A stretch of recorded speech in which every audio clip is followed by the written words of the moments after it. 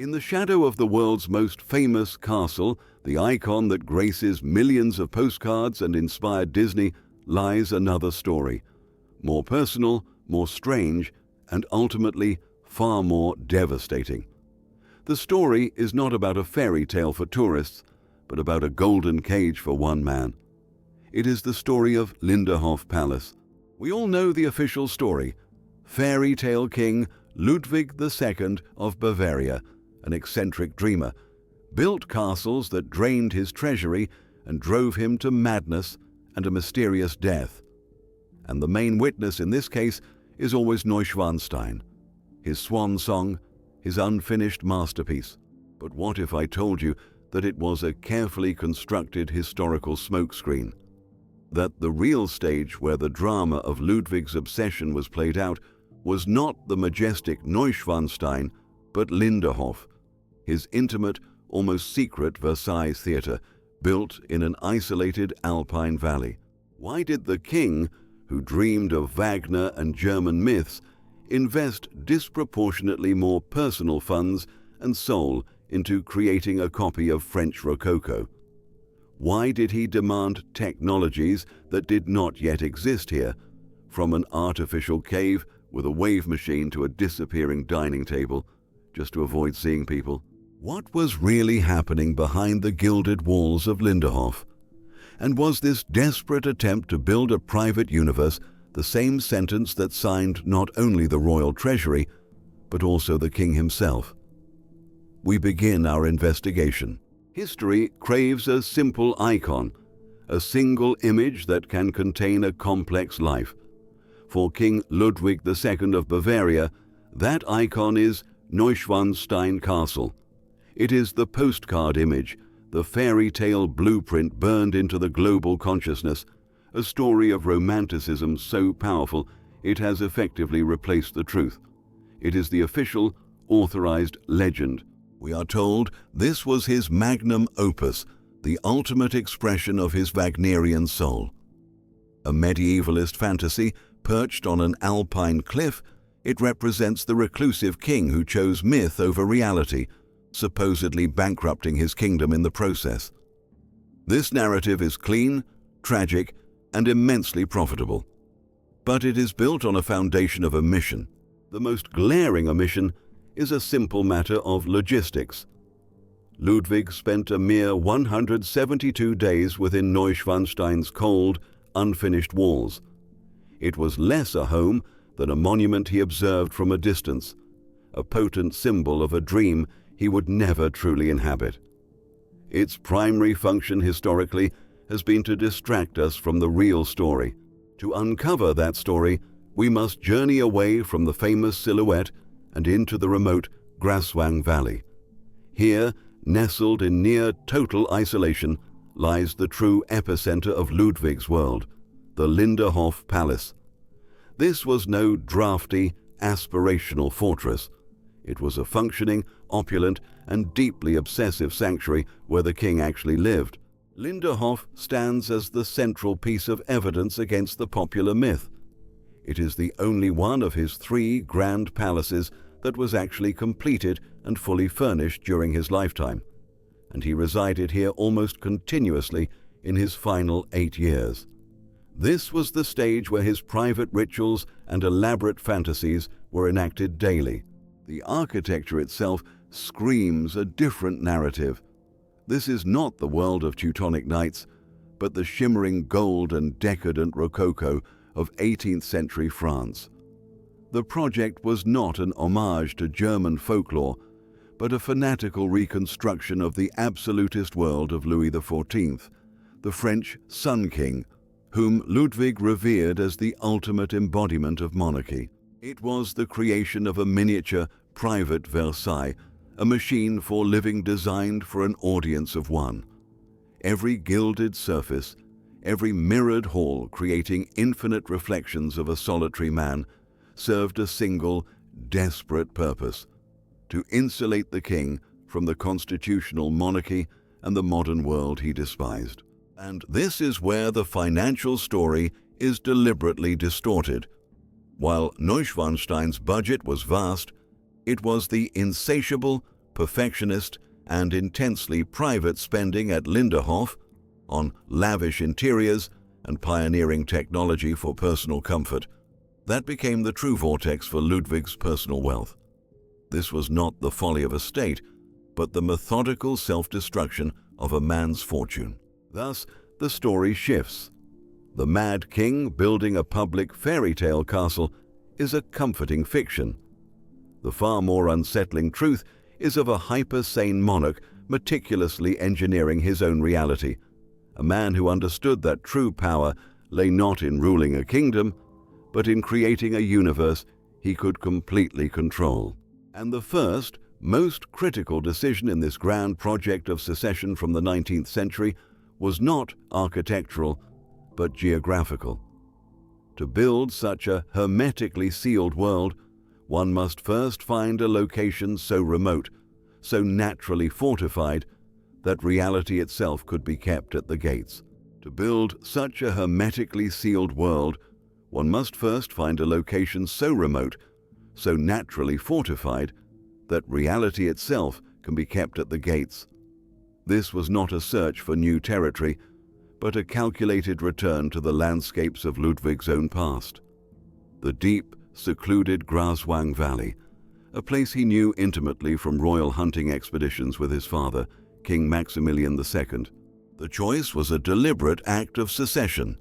Munich, the capital, had become a cage of constitutional duties, of ministerial oversight, of public appearances and political compromise. It was a world Ludwig viewed not with indifference, but with active contempt. The Graswang Valley was its perfect antithesis, a silent, isolated realm governed only by the seasons and the mountains. It was a strategic withdrawal from a battle he had no intention of fighting. Geographically, the valley is a natural fortress. Flanked by the towering peaks of the Ammergau Alps, accessible by only a few narrow routes, it offered the king something priceless: control over who and what could enter his domain. The mountains were not merely a backdrop, they were walls. The dense forests were not just scenery, they were a screen, shielding his activities from an increasingly curious and critical world. It was here, in this alpine stronghold, that Ludwig initially envisioned his most audacious project, a direct, full-scale replica of the Palace of Versailles. He commissioned designs and plans for a monumental complex that would have dwarfed everything around it, a testament to his idol, the Sun King, transplanted into the heart of Bavaria. This was to be the ultimate statement of absolute power. But the king's fantasy collided with physical reality. The very geography that offered him perfect isolation also became his architectural prison. The Graswang Valley, for all its defensive advantages, was a geographical straitjacket. It was simply too narrow, too confined to accommodate the sprawling, symmetrical grandeur of Versailles and its formal gardens. The terrain itself rejected the scale of his ambition. This setback forced a crucial strategic pivot. The Grand Versailles project was not abandoned, but surgically removed from the location and transplanted to a place that could contain it: the vast, flat expanse of Herrenchiemsee Island. This decision reveals a mind that was not lost in fantasy, but was capable of cold, logistical problem-solving in service of that fantasy. With the grand statement relocated, Linderhof's purpose was redefined. The project was radically downscaled from a public monument of power into a private royal villa. The geographical constraints forced a shift from the epic to the intimate, creating a structure that was less a palace and more a densely concentrated jewel box of Rococo design. This forced intimacy, however, did not diminish its core purpose. The location had dictated the scale, but the king's original motive remained unchanged. Linderhof was still a fortress, but its walls were now psychological as much as physical. This raises a far more pressing question. A fortress is built out of fear. What or who was the king so desperately afraid of? A fortress is built out of fear. But Ludwig's fear was not of assassins in the night or of foreign armies at the border. His enemy was far more abstract and insidious. It was the 19th century itself. He feared the relentless march of industrialization, the rise of parliamentary power, and the slow, grinding erosion of the very concept of monarchy. He inherited a title, king, but the position was a hollow shell. He was a constitutional monarch, a ceremonial head of state bound by ministers, budgets, and the will of a government he did not control. For a man raised on the doctrine of divine right, this was not a political inconvenience. It was a profound, personal humiliation. He was a king who could not rule. Faced with a reality he could not alter, he chose the only logical alternative: to construct a new one. Linderhof was therefore not an act of whimsy, but an act of existential necessity. It was a meticulously engineered counter-reality, a working kingdom in miniature with a population of one, where his authority was absolute and unquestioned. The blueprint for this private universe was the court of Louis XIV of France. Ludwig's obsession with the Sun King was not merely aesthetic, it was ideological. He saw in Louis XIV the last pure embodiment of kingship, a monarch whose will was law, whose life was art, and whose state was a reflection of his own person. Ludwig didn't just want to imitate him, he wanted to channel him. This is the key to understanding Linderhof. It was a private theater designed for the continuous performance of being an absolute monarch. The daily rituals were his script. He would dine alone, the table set for imaginary guests like Louis XIV or Madame de Pompadour, engaging them in conversation. He adopted the Sun King's symbol, the radiant sun, which is found everywhere in the palace's decor. This was not a retreat from the world, but a rebellion against it. He was waging a silent, solitary war against modernity, and his chosen weapons were architecture, art, and etiquette. The palace was not a home in any conventional sense. It was a fortress of the mind, a shield built of gold, leaf, and plaster, designed to protect its sole occupant from a reality he found unbearable. And the first line of defense in this war was the message its very form sent to the outside world. The first statement a building makes is with its facade, a message broadcast to the world. But Linderhof's message was a paradox, a public face designed for an entirely private purpose. It was a statement not of power, but of deliberate, calculated disengagement from the era in which it was built. In an age of surging German nationalism, when the new empire was forging its identity through neo-Gothic and Romanesque revival styles, Ludwig made a choice that was nothing short of cultural defiance. He selected the neo-Rococo, the light, ornate, and quintessentially French style of the mid-18th century. His model was not a German castle, but a French pleasure palace, the Petit Trianon at Versailles. This was a profoundly political choice disguised as an aesthetic one. The Petit Trianon was a retreat, a place where French royalty could escape the rigid etiquette of the main court. By replicating its spirit in the Bavarian Alps, Ludwig was signaling his own desire to escape the rigid duties of his own court in Munich. This was not a palace for Bavaria, it was a sanctuary for Ludwig. The evolution of the materials tells the same story.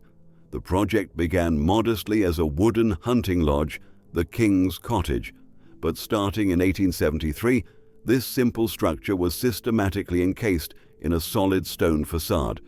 This was not a renovation, it was a transfiguration.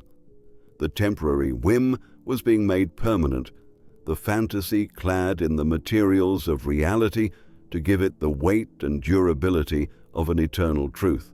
This stands in stark contrast to Neuschwanstein. Neuschwanstein was pure public theatre, a dramatic silhouette designed to evoke a mythical German past for all to see. It was a broadcast. Linderhof was a whisper. It had no grand, nationalistic story to tell. Its message was a private one, an intricate statement of personal taste and ideological allegiance to the ideals of French absolutism. The ultimate confirmation of this is carved into the very stone of the building. The facade is centered around a golden sunburst, the unmistakable emblem of Louis XIV, the Sun King. This was not a generic royal symbol. It was a specific, personal tribute from one king to his idol. It was the signature on a declaration of independence from his own time and place. The exterior, with its restrained elegance and formal symmetry, presents a mask of order and control. But this carefully composed shell conceals a machine built for a singular, unconventional purpose. To understand the true nature of this fortress, we must now move past the facade and analyze the internal mechanism. A floor plan designed not for a court, a family, or a government, but for the intricate solitary rituals of its one and only resident. To step inside Linderhof is to enter the workings of a meticulously calibrated machine. The floor plan is not a blueprint for social life, but a schematic for solitary ritual. Where a conventional palace would have sprawling ballrooms, grand reception halls, and suites for noble guests, Linderhof has none.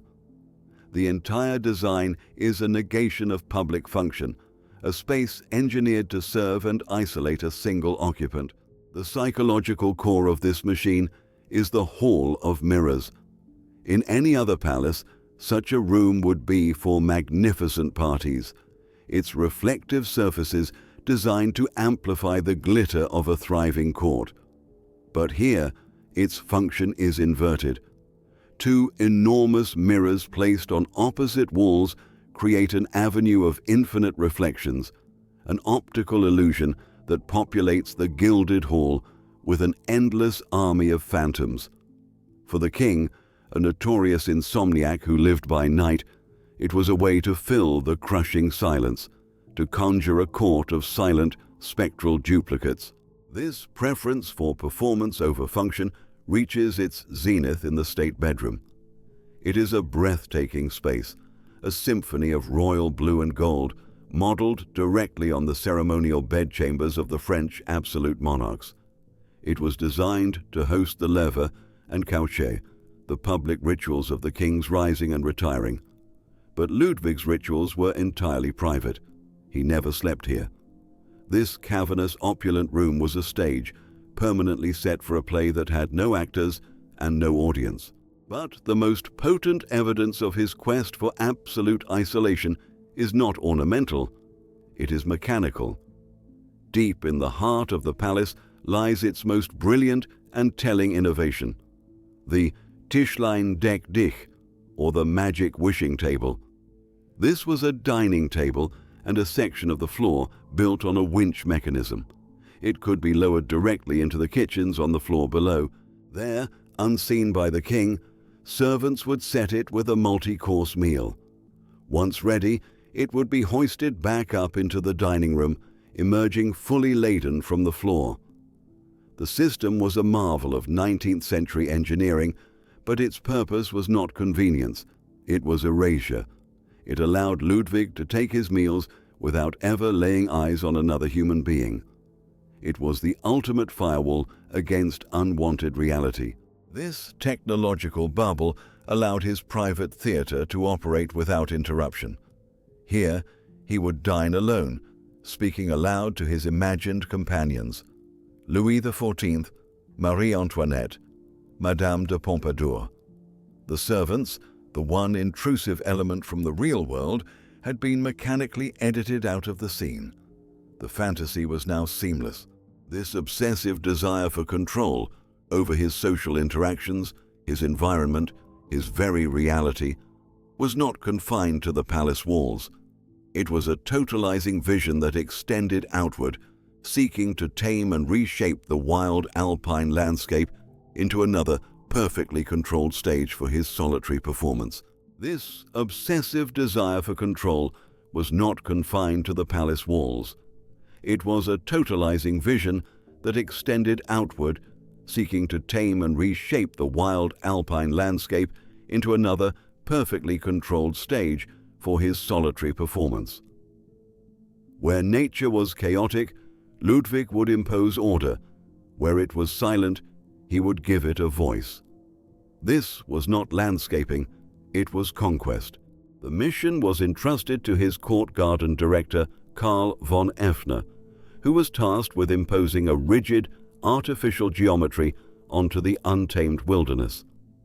He carved formal Baroque and Italian Renaissance gardens into the valley floor, creating a tapestry of symmetrical parterres, clipped hedges, and arrow-straight pathways. This was a radical act of transformation, a stark, theatrical contrast between the wild, romantic verticality of the Alps and the calculated, horizontal order of a French court. Water, the most untamable of elements, became his primary tool of submission. A massive fountain was engineered to hurl a jet of water 25 meters into the air, a man-made geyser momentarily defying gravity in the center of a formal pool. A grand cascade, featuring 30 marble steps, forced the mountain streams to descend in a predictable, rhythmic, and aesthetically pleasing manner. He was not living with nature, he was directing it. But the apotheosis of this environmental engineering, the project that blurs the line between genius and delusion, lies hidden in the park, the Venus Grotto. This was an entirely artificial cavern, a man-made stalactite cave complete with an underground lake inspired by a scene from Richard Wagner's opera Tannhäuser. It was a private opera set built on an industrial scale. Inside this astonishing space, nothing was left to chance. A golden, shell-shaped boat floated on the water, propelled by a hidden mechanism. A wave machine could create gentle ripples on the lake's surface. But the crowning achievement was its illumination. The grotto was lit by an arc lamp system powered by one of Bavaria's first electrical generators. This pioneering technology allowed the king, with the turn of a switch, to bathe the entire cavern in different colors, from ethereal blue to dramatic red, crafting the mood of his mythological fantasy on demand. In this subterranean world, Ludwig achieved his ultimate goal. He had created a perfect, enclosed, and technologically mediated version of nature, one that was more beautiful, more dramatic, and, most importantly, entirely obedient to his will. This meticulously crafted universe of palaces and grottos was not an empty stage. It was the backdrop for a social life as unique and ritualized as the environment itself. In a universe so meticulously crafted for one, what does a social calendar even look like? Ludwig's was a perfect inversion of the norm, a life lived in opposition to the sun. He slept through the day, a time for politics and commerce, and rose at dusk to begin his day's work. The social life of Linderhof was a nocturnal schedule of deeply personal, solitary rituals. His grandest public appearances were made to an audience of silent, snow-covered trees. On clear winter nights, he would embark on extraordinary sleigh rides through the moonlit valley. These were not simple excursions. His sleighs were fantastically ornate, gilded rococo creations, drawn by immaculate white horses. But the true marvel was technological. They were equipped with electric lights powered by a battery system, making Ludwig the owner of arguably the world's first vehicle with electric headlights. He was a phantom of light, gliding silently through the darkness, the sole actor in a procession seen by no one. The other key event on his calendar was a private performance in the Venus Grotto. Here, the king would float alone in his golden, shell-shaped boat on the artificially lit lake. From a hidden recess, musicians, hired for the evening, would play excerpts from Wagner's operas. The sound would fill the cavern, creating a perfect, immersive theatrical experience. It was the ultimate paradox. A man who craved the sublime power of music but could not bear the presence of the musicians who created it.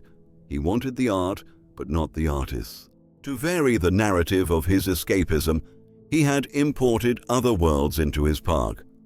Purchased from the international exhibitions in Paris and Vienna were a Moorish kiosk and a Moroccan house.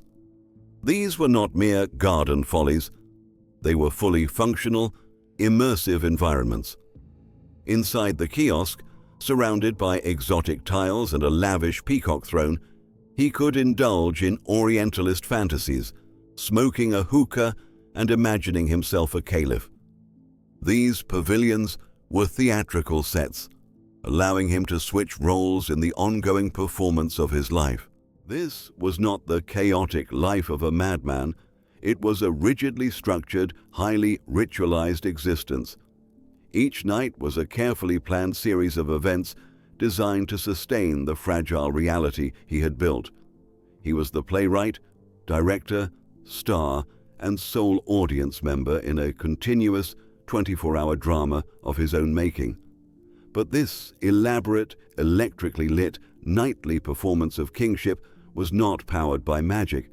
It ran on an engine of immense wealth, one whose origins were far less beautiful than the fantasies it fueled. To understand the cost of this fantasy, we must first dismantle the most persistent lie about its funding, that King Ludwig II bankrupted the state of Bavaria. This is a convenient fiction, one that casts him as an irresponsible monarch who squandered public money. The truth is both more complex and more damning. His projects were not financed from the state treasury. Ludwig funded his architectural obsessions from his own private income. This was drawn primarily from the civil list, an annual allowance granted to the monarch, and from a special discretionary fund known as the Welfsfond. In theory, this meant his building mania was a private affair, a matter for his personal accountants. He was spending his own money. The problem was a simple, brutal matter of arithmetic. His spending was a raging inferno, and his income was a bucket of water. By 1885, the king's personal debts had spiraled to an astronomical 14 million marks. To put this in perspective, his official annual income was less than a third of that amount. He was not just overspending, he was engaged in a form of financial self-immolation.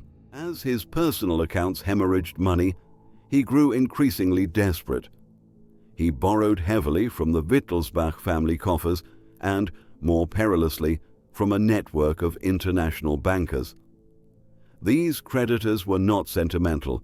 They began to threaten foreclosure, raising the specter of royal properties being seized to cover the debts of a reigning monarch. The private crisis was about to become a public humiliation.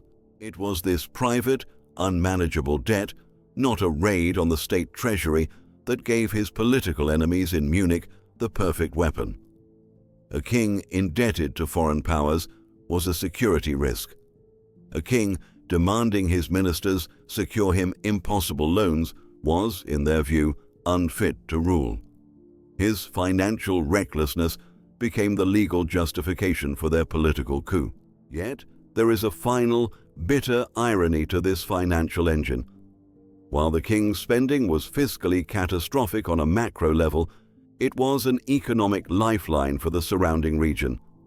Hundreds of local artisans, craftsmen, builders, and laborers were employed by his ceaseless projects.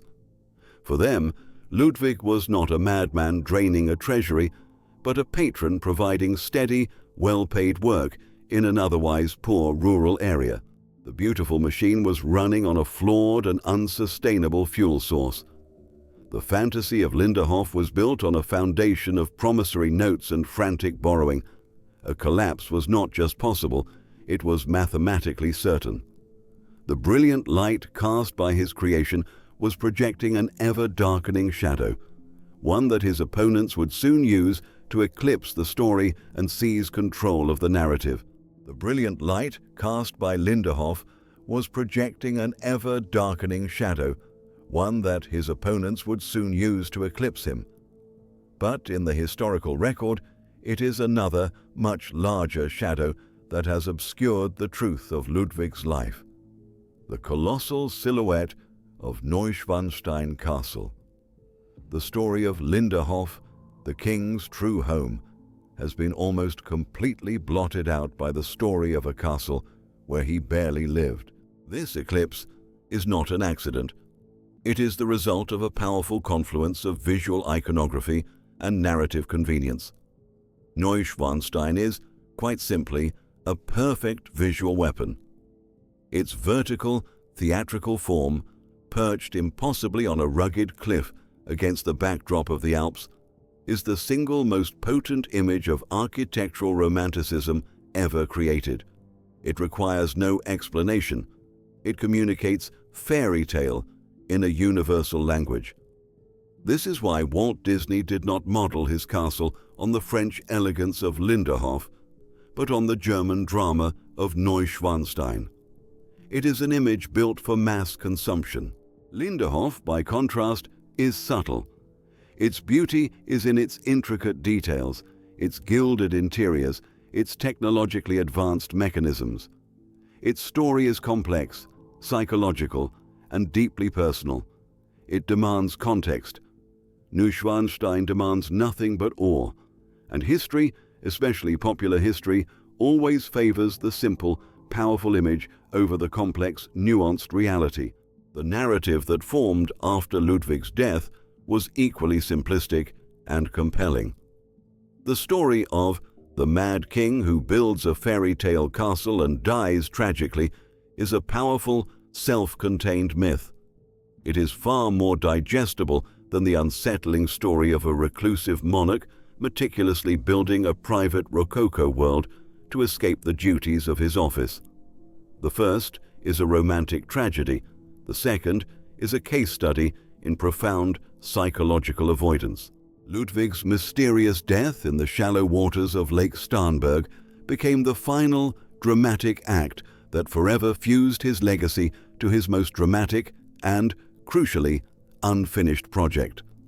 The incomplete state of Neuschwanstein perfectly mirrored the king's own interrupted life, making it the ideal symbol of his tragic, unfulfilled dreams. Linderhof, being complete, functioning, and intensely private, did not fit this narrative. It was evidence not of a failed dreamer, but of a successful secessionist. Thus, the historical record was unofficially rewritten. Neuschwanstein became the star of the show, the icon that defined the legend. Linderhof, the actual stage of Ludwig's life, was relegated to a supporting role, a footnote in the authorized biography. But while this narrative eclipse was happening, the real-world forces of finance and politics were preparing for a much more brutal and final decline. The numbers on the balance sheet were becoming an undeniable reality. The numbers on the balance sheet were becoming an undeniable reality, a stark column of figures that cared nothing for Rococo aesthetics or Wagnerian mythology. By 1885, the intricate fantasy world of King Ludwig II was balanced on a razor's edge of financial ruin. The delicate machine, so long powered by credit and hope, was beginning to seize. The arithmetic of decline is always unforgiving, and the final accounting had begun. The crisis point was reached when the king's private debt breached 14 million marks. This was a figure so vast, so far beyond his capacity to repay, that it could no longer be contained as a personal matter. It began to metastasize, transforming from a private embarrassment into a full-blown crisis of state. International banks, once eager to finance the whims of a Bavarian monarch, were now sending ultimatums. They threatened to begin proceedings to seize royal castles and properties as collateral. This was the government's worst nightmare. The prospect of a Wittelsbach family castle being auctioned off to a foreign banking syndicate was a national humiliation beyond measure. It was a constitutional catastrophe waiting to happen. The cabinet in Munich, long frustrated by the king's absenteeism and political indifference, now had a tangible, urgent reason to act. They confronted Ludwig, pleading with him to stop the hemorrhaging of funds. His response was one of pure, unyielding defiance. He did not see a balance sheet. He saw an insult to his royal prerogative. He refused to halt construction. Instead, he demanded that his ministers secure him yet more loans from the Bavarian parliament. When they refused, explaining that the state was not liable for the monarch's personal debts, Ludwig's reaction was explosive. He drew up plans to dismiss his entire cabinet and replace them with ministers more sympathetic to his cause. This was the final, fatal miscalculation. It was one thing to be an eccentric, spendthrift monarch. It was another thing entirely to threaten the very structure of the government. In attempting to fire the ministers who stood in his way, Ludwig had handed them the justification they needed to remove him. He had crossed the line from being a financial problem to being a political threat. The government, now fighting for its own survival, moved to deploy its final weapon. They chose a solution that was both elegant and brutal, cloaking a political coup in the respectable language of medical science. A commission was formed, headed by the noted psychiatrist Dr. Bernhard von Guden, to compile a report on the king's mental state. The objective was clear: to officially declare him insane and therefore unfit to rule, allowing a regency to be established under his uncle, Luitpold. The resulting document, the Gutachten, is one of the most controversial artifacts in Bavarian history. It declared Ludwig to be suffering from paranoia and pronounced him incapable of governing. But its conclusion was reached based on second-hand reports, on the testimony of disgruntled servants and political opponents. Dr. von Guden and his colleagues never once personally met or examined their royal patient. It was a diagnosis delivered by proxy, a medical opinion that served a transparently political purpose. Armed with this document, the government acted swiftly. On June 10, 1886, a state commission arrived at Neuschwanstein in the dead of night to present the king with the declaration of his deposition and take him into custody. In a final, brief flash of the old feudal order, local peasants and the castle gendarme, still loyal to their king, surrounded the gatehouse and forced the commissioners to retreat. But this small victory was fleeting. The fantasy could no longer hold back the tide of reality. 2 days later, a second, more powerful commission arrived. This time, there was no resistance. The king, exhausted and resigned, surrendered. He was placed in a carriage and taken from his Fairytale castle, now his prison, to Berg Palace on the shores of Lake Starnberg. The next day, on June 13, 1886, he and Dr. von Guden were found dead in the shallow water of the lake. With the king's death, the engine that had fueled a generation of architectural marvels fell silent. Work on his castles stopped instantly. The sound of hammers and chisels was replaced by a profound and permanent silence. The arithmetic of decline had reached its final tragic sum. All that was left was for the world to decide what to do with the magnificent, expensive, and now ownerless remnants of his shattered dream. The remnants of a shattered dream are rarely left to crumble into dust, especially when they are made of gold and marble. In the immediate aftermath of Ludwig's death, the Bavarian government, the very institution that had declared him unfit to rule because of his extravagant spending, was now the legal heir to his magnificent, debt-laden creations. The vultures of the state, having disposed of the king, now circled his assets, and they quickly came to a profoundly ironic conclusion. The king's madness was a saleable commodity. The financial autopsy of Ludwig's estate revealed a mountain of debt, but it also revealed a portfolio of unique, world-class properties. A decision was made, driven not by a desire to preserve culture, but by a desperate need to recoup costs and begin paying off the king's creditors.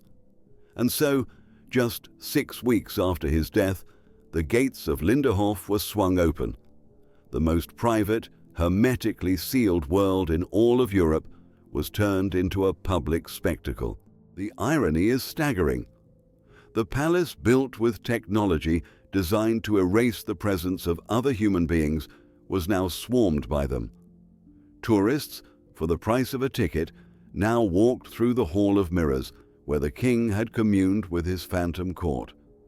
They peered into the dining room, where the magic table had served solitary meals.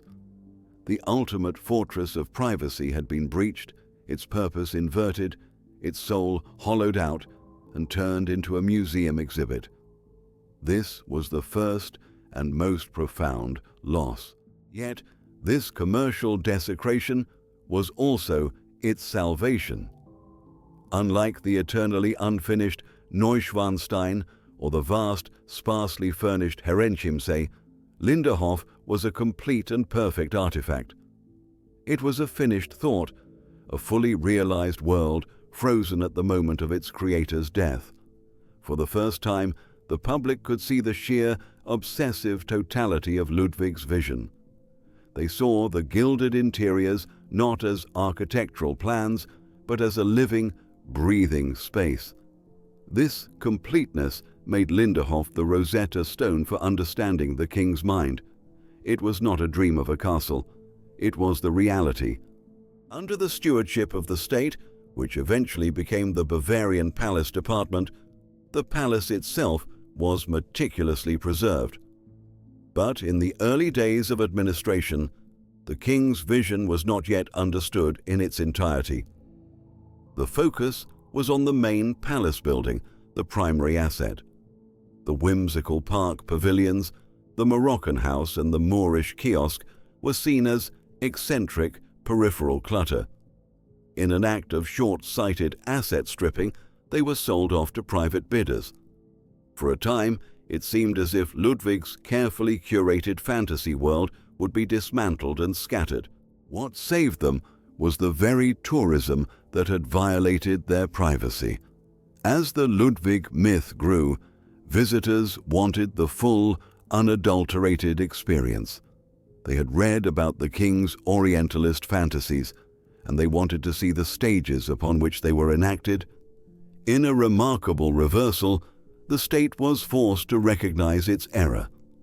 Decades after they were sold, both the Moorish kiosk and the Moroccan house were painstakingly tracked down, repurchased by the Bavarian government, and restored to their original locations in the park. The scattered pieces of the kingdom were being brought back home. This long process of recognizing Ludwig's work, not as the folly of a madman, but as a unified and visionary work of art, reached its ultimate conclusion in the 21st century. In 2025, in a final resounding vindication, Linderhof, along with Neuschwanstein and Herrenchiemsee, was officially inscribed on the UNESCO World Heritage List. The international community had formally declared the king's private obsession a treasure of outstanding universal value, belonging to all of humanity. The king is dead, but the kingdom he built for himself has achieved a form of immortality he could never have imagined. Its purpose has been utterly transformed, from a shield against the world into a window for the world to look through. This forces us to ask a final, crucial question. What is the true lesson to be drawn from this strange and beautiful machine? And why does its story matter so profoundly to us now? The king is dead, but the kingdom he built for himself has achieved a form of immortality he could never have imagined. Its purpose has been utterly transformed, from a shield against the world into a window for the world to look through. This forces us to ask a final, crucial question. What is the true lesson to be drawn from this strange and beautiful machine? And why does its story matter so profoundly to us now? The first lesson is a philosophical one, a stark and unsettling meditation on how we define genius and madness. History is a brutal auditor, and it often judges its subjects not by the quality of their vision, but by the state of their finances. By the cold arithmetic of their time, King Ludwig II's contemporaries delivered a clear verdict. His obsessive building was the symptom of a diseased mind, a ruinous extravagance that threatened the stability of the crown. They looked at the balance sheets, saw the cascading debt, and declared him insane. Their judgment was swift, practical, and, from their perspective, entirely logical. But time has a way of playing the final cosmic joke on such certainty. Today, the very creations that served as primary evidence in the case against his sanity are now priceless cultural assets. The madness that was deemed a liability is now one of the single greatest revenue streams for the Bavarian state. Millions of tourists every year pay to walk through the corridors of his mind, their entrance fees contributing more to the state coffers than Ludwig ever drained from his personal accounts. His private obsession, once a source of national shame, is now a pillar of the national brand. This is the central paradox of Linderhof. It teaches us that the line between a catastrophic waste of money and a visionary cultural investment is often simply a matter of time. Ludwig's vision was incompatible with the fiscal quarter, but it has paid dividends for over a century. It forces us to question our own contemporary judgments. What grand, misunderstood projects are we dismissing today as follies, which future generations might revere as priceless heritage? Linderhof stands as a monument to the idea that the most profound contributions are often made by those who are gloriously and expensively out of sync with their own era. If the first lesson is philosophical, the second is methodological. It is a practical guide for any true historical investigator, a lesson in where to look for the truth. For over a century, the world has been looking in the wrong place. We have been staring up at the towers of Neuschwanstein, captivated by the symbol, while the truth has been hidden in plain sight in the quiet, lived-in rooms of Linderhof. Neuschwanstein is the legend. It is the king's grand, public-facing statement about who he wished he was, a mythical Germanic knight from a Wagnerian opera. It is an aspirational document, a magnificent piece of propaganda for an imaginary self. But Linderhof is the evidence. It is the forensic reality of how that man actually lived, thought, and existed from one moment to the next. To truly understand a historical figure, you cannot rely on their monuments. You must dissect their habitats. You must analyze the machines they built for living. At Linderhof, every detail is a data point. The magic dining table is not a curiosity. It is a clinical expression of social anxiety. The nocturnal sleigh rides are not a whim. They are the carefully staged rituals of a man creating a private cosmos. The Venus Grotto is not a garden feature. It is a technologically advanced escape pod from reality. This is where the ghost of the real Ludwig resides, not in the empty, unfinished halls of his more famous creation. For the researcher, the restorer, or the simple truth seeker, this means our work begins not with the myth, but with the mundane. The key to unlocking Ludwig's world lies in the archives of the Bavarian Palace Department, the Bayerische Schlösserverwaltung. It is here, among the invoices for blue silk, the engineering blueprints for the Grotto's wave machine, the payrolls for the unseen servants, and the frantic letters to his accountants, that the real story is written. The truth is not in the fairy tale, it is in the paperwork. Ultimately, Linderhof is more than just a palace. It is a lesson and a warning. It teaches us that history's judgment is fickle, that yesterday's madness can become tomorrow's masterpiece. And it warns us to be suspicious of the grand, simple icon. The real story, the human story, is almost always found in the smaller, more complex, and more personal spaces. It reminds us that history is not a collection of settled stories to be memorized. It is a series of cold cases, waiting for someone to look past the official narrative and examine the evidence once more. The investigation never truly ends,